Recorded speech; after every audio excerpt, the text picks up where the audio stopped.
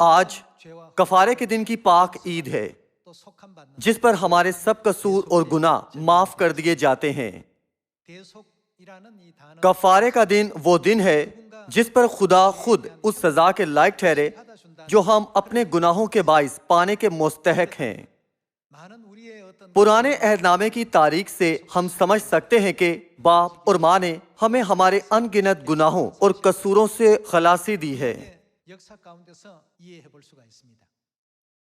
پرانے عہد نامے کے وقتوں میں جانور جیسے کہ بیل، بکریاں، برے اور بچیا خطا کی قربانیوں کے طور پر قربان کیے جاتے تھے۔ ان جانوروں کی قربانیوں سے کتاب مقدس ہم پر اجاگر کرتی ہے کہ ہمیں گناہوں کی معافی دینے کے لیے باپ اور ماں جن قربانیوں اور دکھوں سے گزرے ہیں وہ کس قدر عظیم ہیں۔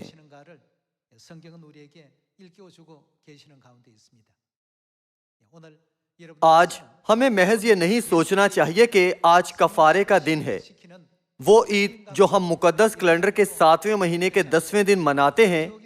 اس کی بجائے باپ اور ماں کے ان دکھوں کو یاد رکھتے ہوئے جو انہوں نے ہمیں بچانے اور اس جہنم کی سزا سے جس میں ہمارا جانا طے تھا آزاد کرنے کی غرض سے سہے، ہمیں خدا کو شکر اور جلال دینا چاہیے۔ اپنی روز بروز زندگیاں گزارتے ہوئے بعض اوقات ہمیں اذیت ناک، دردناک اور مختلف اقسام کی صورتحال سے سامنا ہوتا ہے۔ جب ہمیں ہلکی سی بھی تکلیف اٹھانی پڑتی ہے ہم اسے بہت بڑی گردانتے ہیں، تاہم ناقابل بیان درد کی شدت کے باوجود خدا نے ہماری سب خطائیں اپنے اوپر اٹھا لیں۔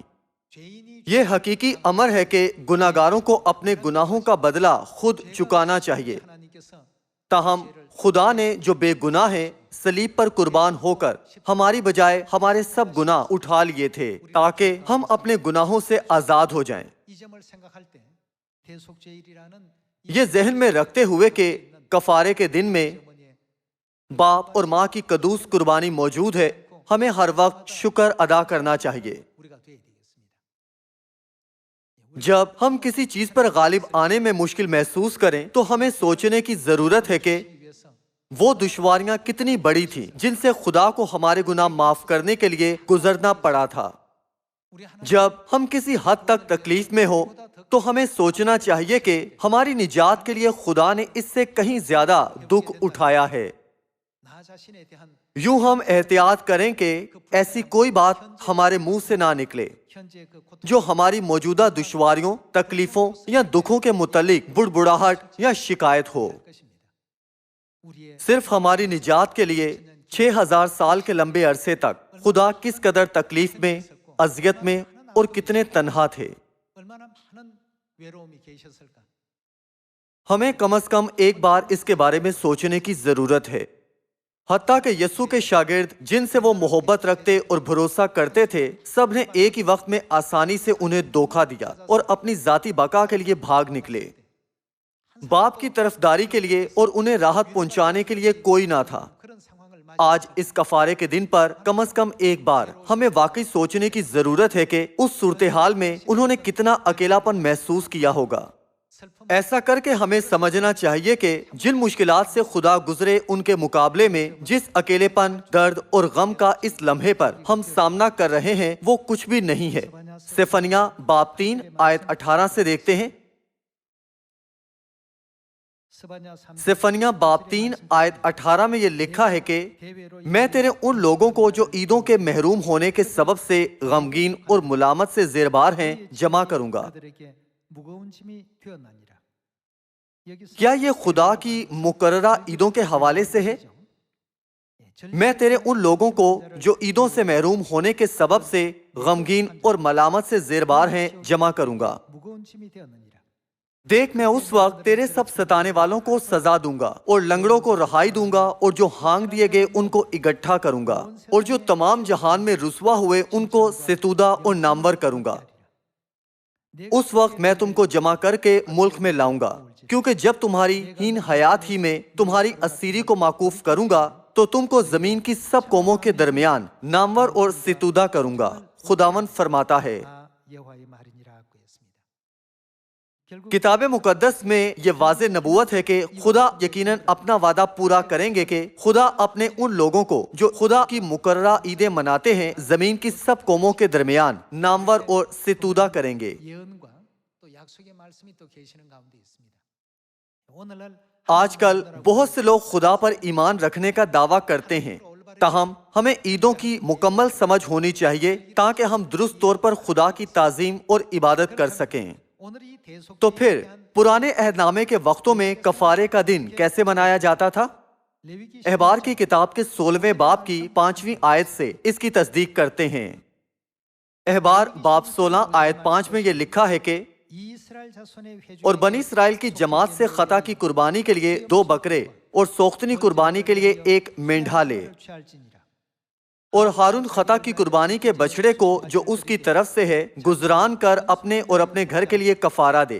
फिर उन दोनों बकरों को लेकर उनको खैमा इज्तिमा के दरवाजा पर खुदावन के हजूर खड़ा करे, और हारून उन दोनों बकरों पर चिट्ठियां डाले, एक चिट्ठी खुदावन के लिए और दूसरी अज़ाज़ेल के लिए हो, और जिस बकरे पर खुदावन के नाम की चिट्ठी निकले उसे हारून लेकर खता की कुर्बानी के लिए चढ़ाए। लेकिन जिस बकरे पर अज़ाज़ेल के नाम की चिट्ठी निकले वो खुदावन के हजूर जिंदा खड़ा किया जाए ताकि उससे कफारा दिया जाए और वो अज़ाज़ेल के लिए बियाबान में छोड़ दिया जाए। और हारून खता की कुर्बानी के बछड़े को जो उसकी तरफ से है आगे लाकर अपने और अपने घर के लिए कफारा दे। 여기에 지금 यहाँ बयान किया गया है कि काहिन की जगह एक बैल खता की कुर्बानी के तौर पर कुर्बान किया जाता था, जबकि लोगों के लिए बकरे कुर्बान किए जाते थे। 드려진 바 되었습니다. यहाँ कुछ ऐसा है जिस पर हमें गहरी तवज्जो देनी चाहिए।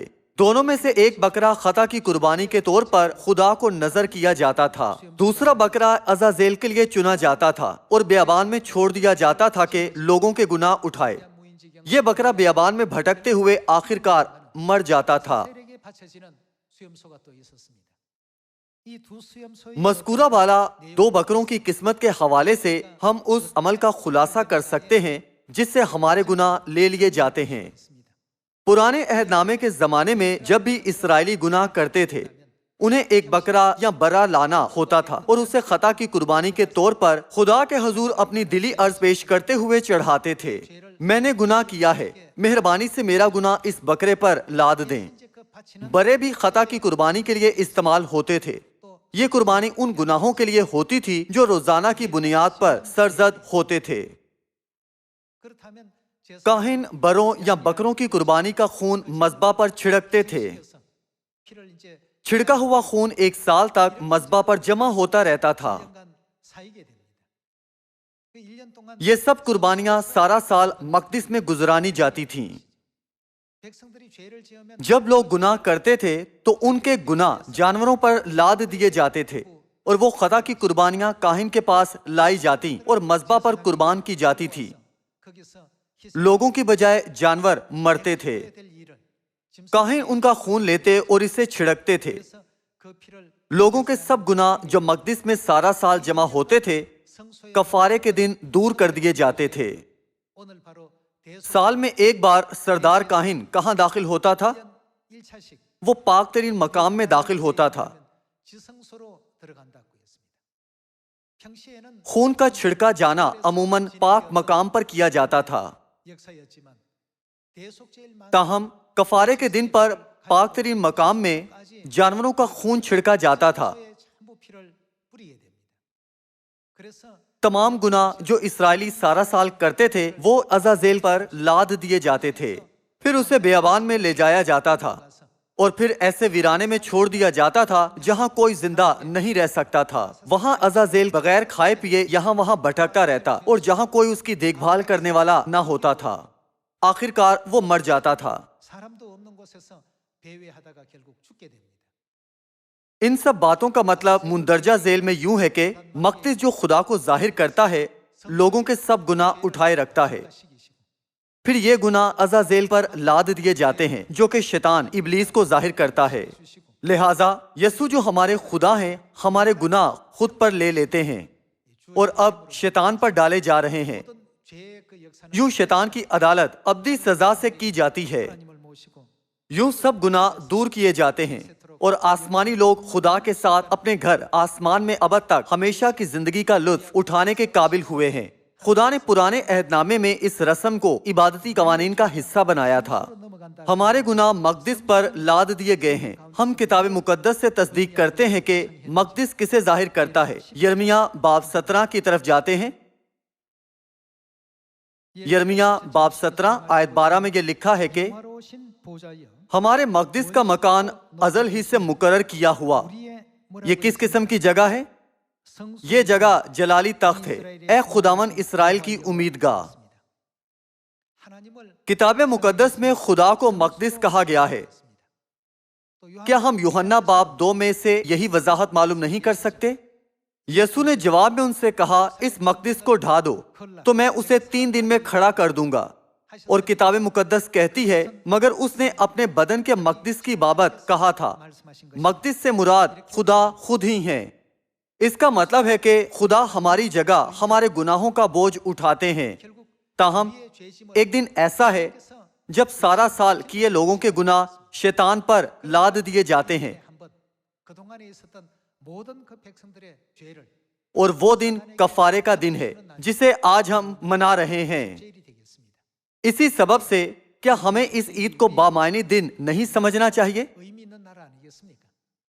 اب ہم یوحنا باب 1 سے سیکھتے ہیں کہ کیسے ہمارے گناہ عارضی طور پر مقدس اٹھائے رکھتا ہے۔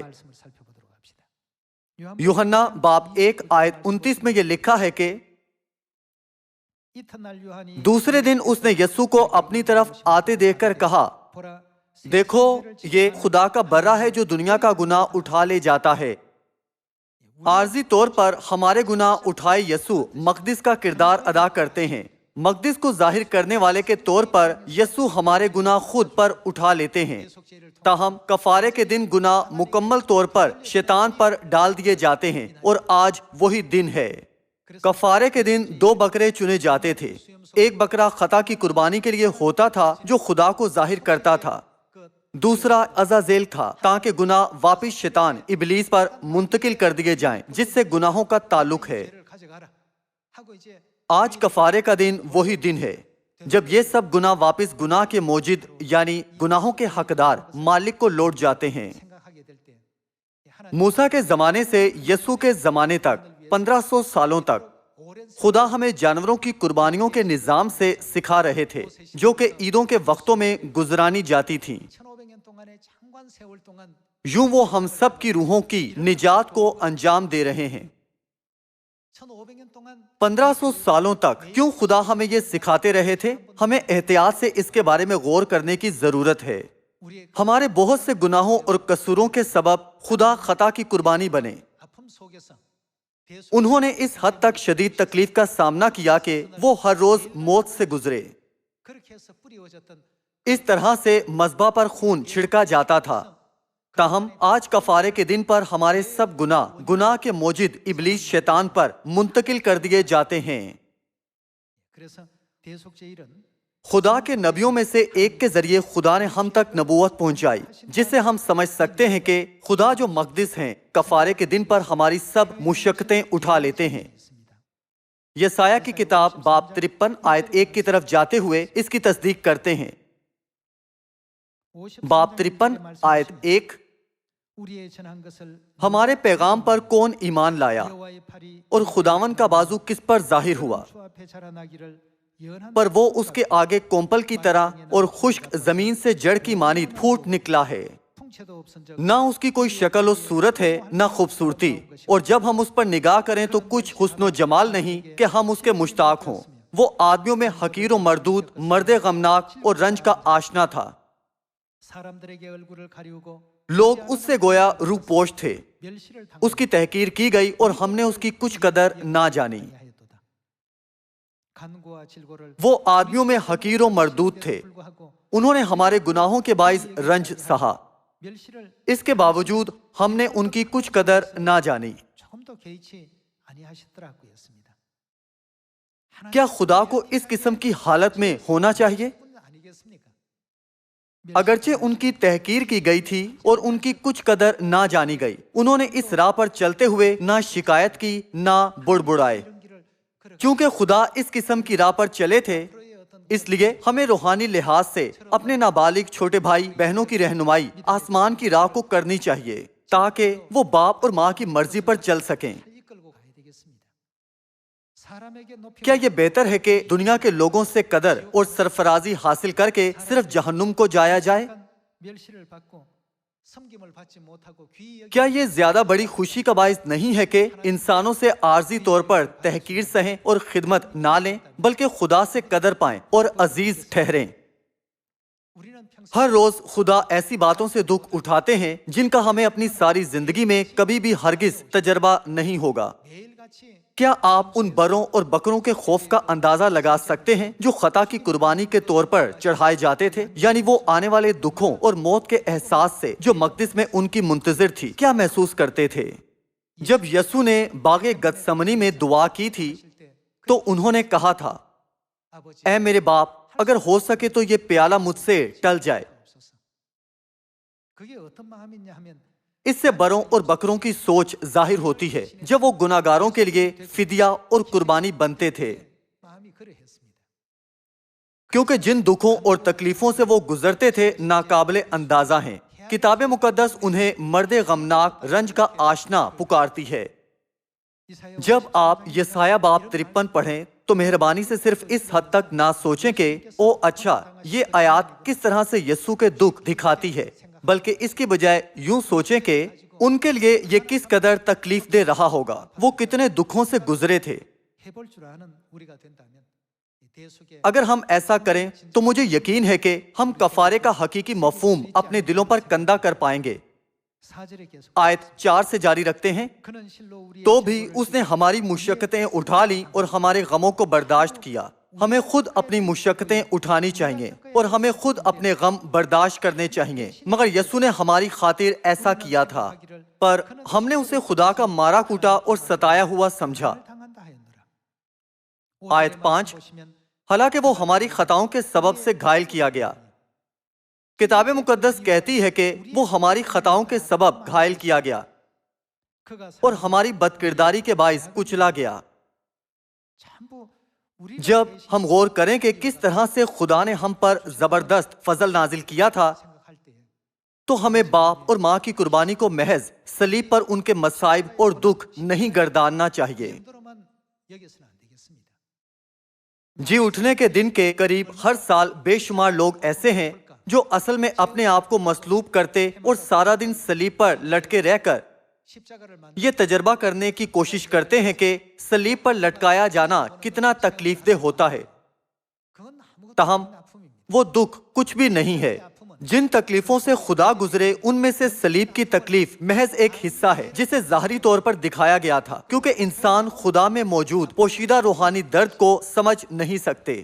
تصور کریں کہ اگر آپ کو گھسیٹ کر موت کی جگہ تک لے جایا جائے اور ہر روز موت کا سامنا کرنا پڑے، یہ انتہائی دردناک ہوتا ہے اگر اس جگہ جانا پڑے جہاں آپ جانا نہیں چاہتے۔ تاہم تصور کریں اگر آپ کو اس جگہ جانا پڑے جہاں موت آپ کی منتظر ہو، یہ ناقابل بیان اذیت ہے۔ آپ سب اس علم کی بنیاد پر جو ہم نے نجات کے لیے خدا کے فضل کے متعلق حاصل کیا ہے، اس کے لیے غیر سنجیدگی سے نہ سوچتے ہوئے ایسا نہ کہیں کہ ٹھیک ہے، میں دیکھ سکتا ہوں کہ کیسے ہمارے گناہ معاف ہوئے ہیں۔ اس کی بجائے ہم ہر حال میں خدا کا شکر ادا کریں۔ 우리가 이런 اگر ہم واقعی باپ اور ماں کی محبت اور قربانی کو سمجھ لیں 우리 تو کوئی وجہ نہیں کہ ہم سیون کے بھائیوں اور بہنوں سے خفا ہوں۔ 하나도 없습니다. ہمیں ناراض نہیں ہونا چاہیے اگرچہ ہمیں کمتر سمجھا جائے، بدسلوکی اور بےعزتی کی جائے۔ 우리 아버지 کیا یہی وہ راہ نہیں جس پر باپ اور ماں چلے تھے؟ 우리 ہم یوں دعا کریں کہ باپ اور ماں میرے لیے اس راہ پر چلے، اس لیے براہ کرم مجھے روح القدس کی قوت دیجیے تاکہ میں بھائیوں اور بہنوں کو بچانے کی غرض سے برداشت کر سکوں۔ 이번 또 میں دعا گو ہوں کہ آپ اس سال کے کفارے کے دن پر روح القدس کی یہ قوت حاصل کریں۔ آیت 5 میں یوں مرقوم ہے کہ 그가 찔림 حالانکہ وہ ہماری خطاؤں کے سبب سے گھائل کیا گیا اور ہماری بد کرداری کے باعث کچلا گیا، ہماری ہی سلامتی کے لیے اس پر سیاست ہوئی۔ کیا ہوتا اگر وہ ہمارے لیے مار نہ کھاتے؟ کیا وہ ہم ہی نہیں جنہیں ان کی بجائے مار کھانی چاہیے تھی 채찍에 맞음으로 تاکہ اس کے مار کھانے سے ہم شفا پائیں؟ 우리는 다 ہم سب بھیڑوں کی مانند بھٹک گئے، 바로 행하지도 हम 못하고 दुरुस्त राह पर ना थे, बल्कि इस जमीन पर रहते हुए गुमराह हो गए हैं। 행하며 हम में से हर एक अपनी राह को फिरा, पर खुदावन ने हम सब की बदकिरदारी उस पर ला दी। 시기셔도 다 갖고 있습니다. 7절에 आयत 7, 그가 वो सताया गया तो भी उसने बर्दाश्त की और मुंह ना खोला, 알지 아니하였으니 जिस तरह बर्रा जिसे जिबा करने को ले जाते हैं, 어린 양과 जिबा करने को ले जाए जाने वाले बर्रे की तरह हम एक दिन में कितनी बार उस बर्रे की जगह पर खड़े होते हैं। और जिस तरह भेड़ अपने बाल कुतरने वाले के सामने बेजुबान है, उसी तरह वो खामोश रहा।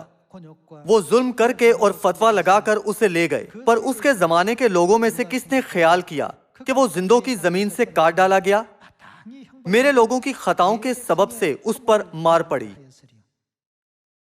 उसकी कब्र भी शरीरों के दरमियान ठहराई गई और वो अपनी मौत में दौलतमंदों के साथ मुआ, हालांकि उसने किसी तरह का जुल्म ना किया और उसके मुंह में हरगिज छल ना था। लेकिन खुदावन को पसंद आया कि उसे कुचले, उसने उसे गमगीन किया। जब उसकी जान गुनाह की कुर्बानी के लिए गुजरानी जाएगी तो वो अपनी नस्ल को देखेगा, उसकी उम्र दराज होगी और खुदावन की मर्जी उसके हाथ के वसीले से पूरी होगी। 뜻을 성취하리로다. अपनी जान ही का दुख उठाकर वो उसे देखेगा और सैर होगा। अपने ही इरफान से मेरा सादिक खादिम बहुतों को रास्तबाज ठहराएगा, क्योंकि वो उनकी बदकिरदारी खुद उठा लेगा। 그들의 죄악을 친히 담당하리라. 이러므로 내가 그로 इसलिए 자와 함께 분깃을 मैं उसे बुजुर्गों के साथ हिस्सा दूंगा 탈취한 것을 और वो लूट का माल जोरावरों के साथ बांट लेगा, क्योंकि उसने अपनी जान मौत के लिए उंडेल दी 헤아림을 और वो खताकारों के साथ शुमार किया गया। 그가 많은 사람을 तो भी उसने बहुतों के गुनाह उठा लिए और खताकारों की शिफायत की।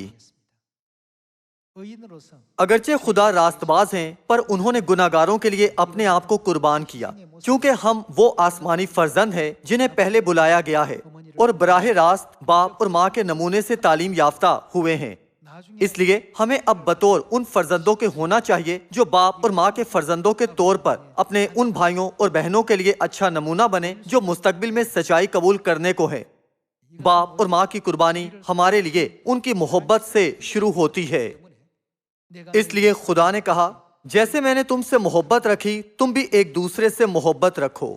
우리 अगर हम में भाइयों और बहनों के लिए नफरत हो या अगर कोई हो जिसे आप देखना नहीं चाहते, 하는 사람이 있다라고 तो मेरा मानना है कि इसका मतलब यह है कि आपने अब तक बाप और माँ के दिल को नहीं समझा और जिन तकलीफों से खुदा सलीब पर से गुजरे थे उन्हें अब तक नहीं समझा। 깨닫지 못하는 그런 어떤 데서 एक तालीम है जो माँ हमेशा सयून के उन फर्जंदों को देती हैं जो आसमानी खानदान के अराकीन हैं, 일러주신 말씀이 계시죠. एक दूसरे से मुत्तहिद हों। जब आप मुत्तहिद होंगे तो खुशखबरी अच्छी चलेगी। खुदा आसानी से खुशखबरी का काम खुद कर सकते हैं, ताहम खुदा ये काम हमें करना बख्शते हैं। इसकी वजह यह है कि हमें इसका तजर्बा करना है, हमें अपने लिए इसका तजर्बा करने की जरूरत है। खुशखबरी का काम करते हुए शायद हम उन अराकीन से मिले जो हमसे अच्छा सलूक ना करते हों। जब हम खुदा के बख्शे इस काबिल कदर काम को पूरा करें तो हमें मुख्तलिफ हालात का सामना करना पड़ेगा जहाँ हमारा खास काम काबिल कदर नहीं समझा जाएगा। जब हम ऐसे हालात का सामना करें तो हम सोच सकते हैं कि बाप और माँ के लिए कितना मुश्किल हुआ होगा और उन्होंने कितना अकेला महसूस किया होगा। जब हमें किसी की फजूल बात से ठेस लगे और ऐसी बात कहने वाले को देखना भी ना चाहें, तो हमें गौर करना चाहिए कि खुदा ने हमारे कई तरह के गुनाह के दर्द को उठाया और बर्दाश्त किया। हमें हरगिज खुदा की सलीब पर की तजलील को सरसरी नहीं लेना चाहिए, ना ही सादा लफ्जों में इसका खुलासा बतौर सलीब पर कुर्बानी के करना चाहिए। इसकी बजाय हमारी रोजमर्रा जिंदगियों में हमें सलीब पर की कुर्बानी में मौजूद इन सब बातों का तजर्बा करना चाहिए और भाइयों और बहनों के साथ उस फजल को बांटना चाहिए। 그런 은혜를 또 베풀 줄 아는 우리가 되어야 되겠죠. माँ ने कहा, एक दूसरे से मुत्तहिद हों। जब आप मुत्तहिद होंगे तो खुशखबरी अच्छी चलेगी। खुशखबरी को कैसे पूरा किया जाए, इसके लिए माँ ने हमें हिदायत दी हैं। हमें मुत्तहिद होने की जरूरत है। बाज़-औक़ात हम ख्वाहिश करते हैं कि हर काम जो सयून के तमाम खानदानी अराकीन करें उसमें किसी तरह की कमी ना रहे। ताहम क्या खुदा ने हमें किसी कमी के साथ नहीं बनाया था? उन्होंने क्यों ऐसा किया था? हमारे खूबसूरत इत्तेहाद को तख्लीक करने की गर्ज से। आज हम पुरफजल तौर पर नए गीत गाते हैं। 표가 फर्ज करें कि गीतों को एक जैसे सुरों पर तरतीब दिया जाए, 감동 तो क्या हम मौसीकी की आवाज से मुतासिर होंगे? 어떤 한편은 कुछ सुर ऊंचे होते हैं और कुछ सुर नीचे होते हैं। ऊंचे सुर और नीचे सुर दोनों ही हमारे दिलों को छूते हैं। क्या एक उम्दा किस्म की मौसीकी उस वक्त तरतीब नहीं पाती जब तमाम सुर मुख्तलिफ हों? बहुत काबिल लोग भी होते हैं, कुछ कम काबिल होते हैं और कुछ बिल्कुल भी काबिल नहीं होते। चाहे हमारा ईमान खुदा पर मजबूत हो या कमजोर, हम उसी तरह मुत्तहिद हैं जैसे मौसीकी में लंबे सुरों के साथ निचले सुरों की हम आहंगी होती है। जब हर सुर अपना अपना किरदार निभाता है और अपना बेहतरीन देता है, तब अछूते नए गीत बजाए जा सकते हैं। क्या यह सच नहीं? इसलिए हमें समझना चाहिए कि खुदा ने अपने आप को कुर्बान किया है ताकि कफारे के इस दिन पर हमारे गुनाहों का कफारा दिया जाए। अगर हम खुदा की मोहब्बत और कुर्बानी को समझें, तो क्या हमें अपने आप को आसमान पर जाने से कबल थोड़ा सा भी कुर्बान नहीं करना चाहिए? बाप और माँ इस जमीन पर आए ताकि हमें बचाएं, हालांकि उन्हें ना कबूल किया गया और ना ही कदर जानी गई। इसलिए हमें इस कफारे के दिन पर एक बार फिर सोचने की जरूरत है कि कैसे हमारे लिए उनकी तहकीर की गई और वो तकलीफदेह हालात से गुजरे। आज अगर हम इस बात पर ज्यादा तवज्जो दें कि हम अपने भाइयों और बहनों के लिए क्या कर सकते हैं, तो मुझे यकीन है कि बाप और माँ हमारे दिलों को देखेंगे और अच्छे फल भेजना जारी रखेंगे जो उन्होंने सयून के लिए तैयार किए हैं। मेहरबानी से कफारे के इस दिन पर खुदा की निजात के बेपनाह फजल पर गौर करें और इसे अपने दिलों पर कंधा करें। इसी के साथ मैं आज का वाज खत्म करूंगा। आपका बहुत शुक्रिया।